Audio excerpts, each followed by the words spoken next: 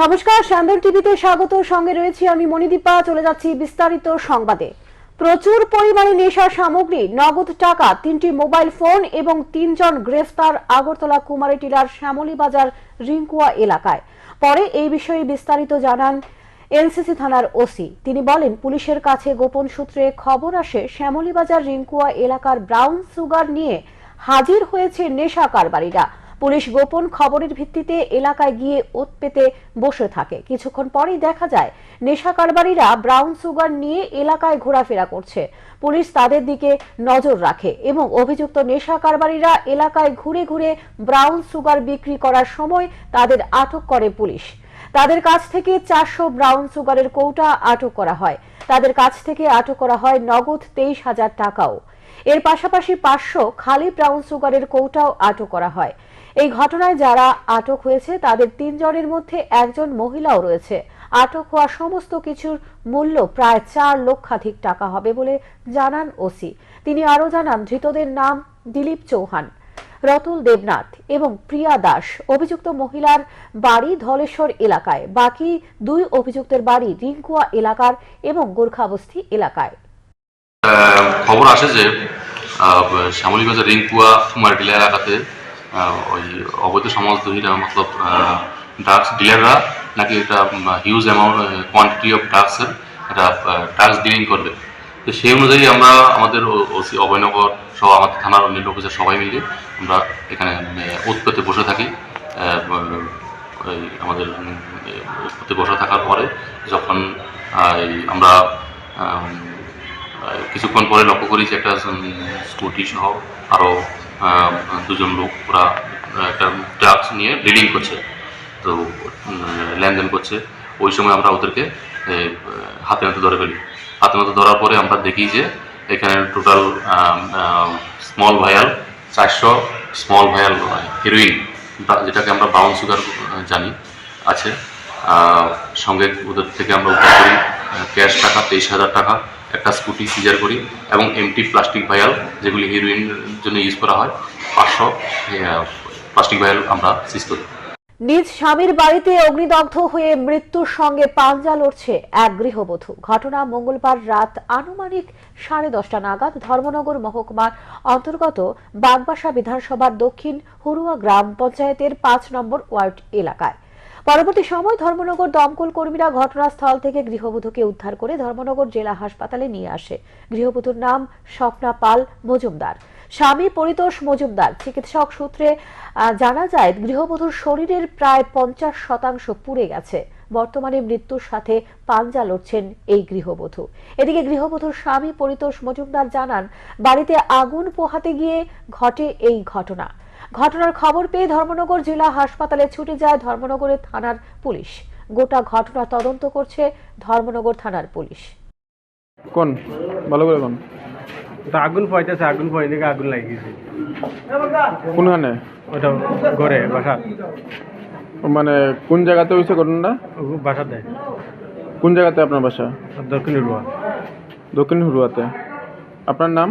পঁয়ত্রিশ মজুমদার। তাই নিয়ে আপনার মিসেস নেই? মিসেসের নাম? শম্পা পাল। বয়স কত হইব?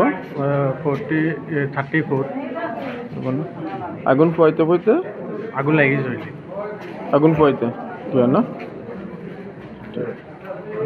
আপনি কি করেন? আমি কার্পেন্টার। আচ্ছা।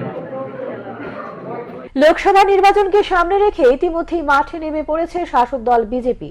রাজ্যে 2টি আসনেই বিজেপি বিরোধীদের শূন্য করে ঘরে ঢুকতে ইতিমধ্যে পছাদের দিকে গুরুত্ব দিয়ে চলেছে। বুধবার সকালে ঘন কুয়াশার মধ্যেই প্রদেশ বিজেপি সভাপতি রাজীব ভট্টাচার্য দেওয়াল লিখন কর্মসূচিতে অংশ নেন। তিনি বনমালীপুর মন্ডল অফিসের সামনে দেওয়ালের পদ্মফুল চিহ্নের উপর তুলির টান দেন।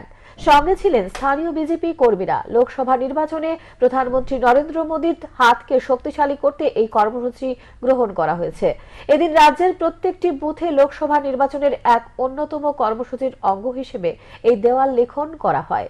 বিশেষ করে এক ত্রিপুরা শ্রেষ্ঠ ত্রিপুরা এবং এক ভারত শ্রেষ্ঠ ভারত করতে নরেন্দ্র মোদীর হাত শক্তিশালী করার আওয়াজ তোলেন তিনি। মূল লক্ষ্য হলো আমরাও আবার দেশের প্রধানমন্ত্রী হিসেবে নরেন্দ্র মোদীজিকে দেখতে চাই। তৎসঙ্গে এই ত্রিপুরা রাজ্যে 2টি লোকসভা আসন রয়েছে। সেখানে আমরা আমাদের প্রার্থী পদ্ম ফুলকে ফুটিয়ে আমরা মোদিজির হাতকে শক্তিশালী করতে চাই। সেই লক্ষ্যে আর এই নির্বাচনকে সামনে রেখে বিভিন্ন কর্মসূচি ভারতীয় জনতা পার্টি নিয়েছে। তার মধ্যে একটা অন্যতম হলো দেওয়াল নিয়ে। তো আজকে সারা ত্রিপুরা রাজ্যে আমাদের যে বুথগুলি রয়েছে সেই বুথে প্রত্যেকটা বুথে মিনিমাম 5টা করে আমরা এই পদ্ম ফুল আর ফিরছে একবার মোদি সরকার এই স্লোগানকে সামনে রেখে আমাদের দেওয়াল লিখন স্টার্ট হয়েছে। হিট অ্যান্ড রান কালো আইনে অভিযুক্ত চালকদের 10 লক্ষ টাকা জরিমানা বাতিল করা, পরিবহন বীমার মাসুল হ্রাস করা সহ বিভিন্ন দাবিতে বুধবার সকালে সিআইটিইউর অফিস থেকে এক মিছিল সংগঠিত করে সিআইটিইউ। তারা দাবি তুলেন দুর্ঘটনায় শাস্তির নামে পরিবহন শ্রমিকদের উপর বিজেপি সরকারের জেল জরিমানার দানবীয় আইন অবিলম্বে বাতিল করার। উপস্থিত ছিলেন সিআইটিইউ এর রাজ্য সভাপতি মানিক দে। তিনি বলেন, কেন্দ্রের বিজেপি নেতৃত্বাধীন সরকার দেশে পরিবহন শ্রমিকদের উপর যে এক পরিস্থিতি নামিয়ে এনেছে সেটা চলতে দেওয়া যায় না। এর মধ্যে অন্যতম হলো সরকারের নতুন দানবীয় বিল। এতে যে শাস্তির ব্যবস্থা করা হয়েছে তাতে শ্রমিকদের উপর প্রভাব পড়বে। কারণ দুর্ঘটনা বিভিন্ন কারণেই হয়ে থাকে, কখনো কখনো অসাবধানতার কারণে, আবার কখনো দুর্ঘটনা হয় এই রাস্তা সংস্কারের অভাবে। কিন্তু রাস্তা সংস্কারের অভাবে যেসব দুর্ঘটনা হয় সেখানে গাড়ি চালকরা আহত ব্যক্তিকে হাসপাতালে নিয়ে যাওয়ার চেষ্টা করলে স্থানীয়দের আক্রমণের মুখে পড়ে রক্তাক্ত হয়। তাই এই অবস্থায় সরকার যে নতুন আইন আনতে চাইছে সেটা অত্যন্ত বিপজ্জনক ও দানবীয় হবে। সরকারের এই সিদ্ধান্ত কোনোভাবেই মেনে নেওয়া যায় না। এর বিরুদ্ধে সারা দেশেই প্রতিবাদ শুরু করেছে পরিবহন শ্রমিকরা। যদিও এই আইন নিয়ে কেন্দ্র সরকার বিভিন্নভাবে আশ্বাস দেওয়ার চেষ্টা করছে শ্রমিকদের, কিন্তু তাদের এই আশ্বাসের উপর গুরুত্ব দেওয়া হচ্ছে না। কারণ বিজেপি সরকার কথায় একটা বলে আর কাজে আরেকটা করে। তারা শ্রমিক বিরোধী, তারা শ্রমিকদের স্বার্থ দেখে না বলে অভিযোগ তুলেন তিনি। আরো বলেন, এই দানবীয় আইন স্থগিত নয়, বাতিল করতে হবে। মিছিলটি আগরতলা শহরের বিভিন্ন পথ পরিক্রমা করে। বিপজ্জনক দানবীয় আইন যে 10 বৎসর জেল, 7 লক্ষ টাকা জরিমানা, অনাদে আরও জেল। এই যে আইন, এই আইন কোনো অবস্থাতেই মেনে যাওয়া যায় না। সারা ভারতবর্ষে এটা প্রতিবাদ চলছে এবং গোটা দেশে ইতিমধ্যে বিভিন্ন জায়গাতে গাড়ি বন্ধ করে রাস্তা জাম করে প্রতিবাদ করছেন। বিজেপি সরকার বলেছে যদিও যে এটা স্থগিত রাখবে, কিন্তু এই কথা আমরা বিশ্বাস করি না। এরা অনেক কথা বললেন, কাজে তা করে না। তারা শ্রমিকদের স্বার্থের বিরোধী, মালিকের স্বার্থ রক্ষাকারী, তল্পিবহ, এবং এরা সাধারণত জনগণের স্বার্থ সংশ্লিষ্ট বিষয়গুলি দেখে না। রোমান হরফে ককবরক ভাষার পরীক্ষার দাবিতে সার্কিট হাউস এলাকায় গান্ধী মূর্তির পাদদেশে বিক্ষোভ দেখায় টিএসএফ। এদিন দীর্ঘক্ষণ চলে তাদের বিক্ষোভ প্রদর্শন। পরবর্তী সময় ত্রিপুরা মধ্যশিক্ষা পর্ষদের কার্যালয়ে যাওয়ার সময় তাদের গতি রুখে দেয় পুলিশ প্রশাসন। টিএসএফ এর সাধারণ সম্পাদক হামলু জমাতিয়া জানান, রোমান হরফে ককবরক ভাষায় পরীক্ষা নিয়ে মঙ্গলবার বিধানসভা অধিবেশনের তৃতীয় দিন সরকারের দৃষ্টি আকর্ষণ করেছেন বিরোধী দলনেতা অনিমেষ দেববর্মা। বিরোধী দলনেতার এই বিষয়টি উত্থাপন করার জন্য ধন্যবাদ জানানো হয় টিএসএফ এর পক্ষ থেকে হামলু জমাতিয়ার। তাদের বক্তব্য, বিষয়টি নিয়ে ইতিবাচক ভূমিকা নেওয়া দরকার সরকারের। জনজাতি ছাত্রছাত্রীদের ভবিষ্যতের কথা মাথায় রেখে সিবিএসই কে চিঠি দিয়ে ককবরক বিষয়ের প্রশ্নপত্র রোমান ও বাংলা এই দুটি লিপিতে ছাপানোর জন্য এবং সিবিএসই পরিচালিত পরীক্ষার জন্য সমস্ত বিষয়ে প্রশ্নপত্র ছাপানো ও উত্তরপত্র লেখার ক্ষেত্রে বাংলা ও ইংরেজি দুটি ভাষাতেই যদি মান্যতা দেওয়া হয়, তাহলে ককবরক বিষয়ের ক্ষেত্রেও লিপিতে বাধা কোথায়? আগামী ফেব্রুয়ারি মাসে সিবিএসই পরিচালিত পরীক্ষা শুরু হবে, তাই এর আগে যাতে দাবিতে কার্যকর করা হয় তার জন্য দাবি জানানো হয়। গত বছর গতকালকে তো আমরা দেখছিলাম চিফ মিনিস্টার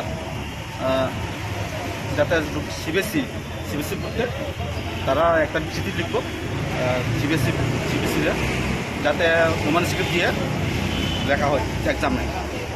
কিন্তু এটা আমরা মানছি, কিন্তু কবে লেখা হবে এটা আমরা জানি না। তবে আমরা মানি, আমরা অপেক্ষা করবো। কিন্তু আমরা গত বছর 2022 আমরা একটা ছিল, একটা মেমোরেন্ডাম ছিল ত্রিপুরা বোর্ডের, যাতে টেক্সট বুক রোমান স্ক্রিপ্ট, তারা ককবরক রোমান স্ক্রিপ্টে আর টেক্সট বুক বাংলা স্ক্রিপ্টে যাতে লেখা হয়। আমরা এই মেমোরেন্ডাম ছিল, কিন্তু আমরা আজ পর্যন্ত কোনো চিঠিও পাচ্ছি না, কোনো সুরাহও পাচ্ছি না। আমরা আজকে গিয়ে তার লগে দেখা করে আমরা জানতে চাইবো যে কিন্তু হচ্ছে আমাদের মেমোরিয়াল যে দিছিল এটা কার্যকরী কতটুকু আছে যা আমরা দেখছি। রাজধানীর কুঞ্জবন এলাকার দীপক সাহা নামে এক ব্যক্তির রেশন শপ থেকে চুরির ঘটনায় তদন্তে নেমে অভিযুক্ত 5 জন চোরকে জালে তুলল এলসিসি থানার পুলিশ। পুলিশ জানায় দীপক সাহার রেশন শপ থেকে 2 লক্ষাধিক টাকা ও বাড়ি থেকে 3টি গ্যাসের সিলিন্ডার চুরি হয়েছে বলে অভিযোগ দায়ের করেন। পুলিশ এই ঘটনা তদন্তের নামে প্রথম পর্যায়ে 6 জনকে আটক করে 3টি গ্যাসের সিলিন্ডার উদ্ধার করে। তাদের জিজ্ঞাসামূলে পুলিশ বুধবার আরও 5 জনকে আটক করে। পুলিশ প্রাথমিক পর্যায়ে তাদের কাছ থেকে জানতে পারে যে টাকাগুলি চুরি করেছিল সেগুলি তারা নিজেদের মধ্যে ভাগাভাগি করে নিয়েছে। পুলিশ জানায় আজকের তাদের আদালতে তোলা হবে। তাদের পুলিশ রিমান্ড নিয়ে এসে বাকি তথ্য জানতে পারবে। চুরি যাওয়া অর্থ রাশি উদ্ধার করতে সক্ষম হবে বলে আশা ব্যক্ত করেন ওসি। এই ঘটনায় ধৃত 3 জনের মধ্যে 3 জন আগেও এই ধরনের ঘটনায় জড়িত ছিল বলে জানা যায় পুলিশের কাছ থেকে। এটা কুঞ্জবন দীপক সাহা নামে ওনার এক রেশন শপ থেকে উনি কমপ্লেন করেছেন যে কিছু টাকা চুরি গিয়েছিল, প্রায় 2.5 লক্ষ টাকা চুরি গিয়েছিল এবং ওনার রেশন শপ এবং বাড়ি থেকে 3টা সিলিন্ডার চুরি গিয়েছিল।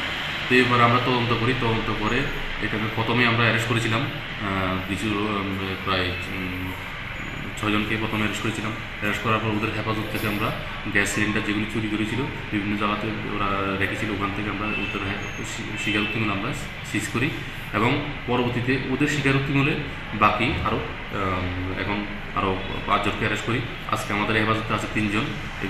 ওরা পুলিশ রিমান্ডে ছিল এবং ওরা পরবর্তীতে পুরা এই যে এই গ্যাংটাকে আমরা মানে প্যাক করে বিকশিত ভারত সংকল্প যাত্রা এবং প্রতি ঘরে সুশাসন 2.0 এর অঙ্গ হিসেবে পুর নিগমের সেন্ট্রাল জোনের কার্যালয়ে বুধবার সুশাসন শিবির অনুষ্ঠিত হয়। শিবিরের উদ্বোধন করেন মেয়র দীপক মজুমদার। এছাড়াও উপস্থিত ছিলেন সেন্ট্রাল জোনের চেয়ারম্যান রত্না দত্ত সহ অন্যান্যরা।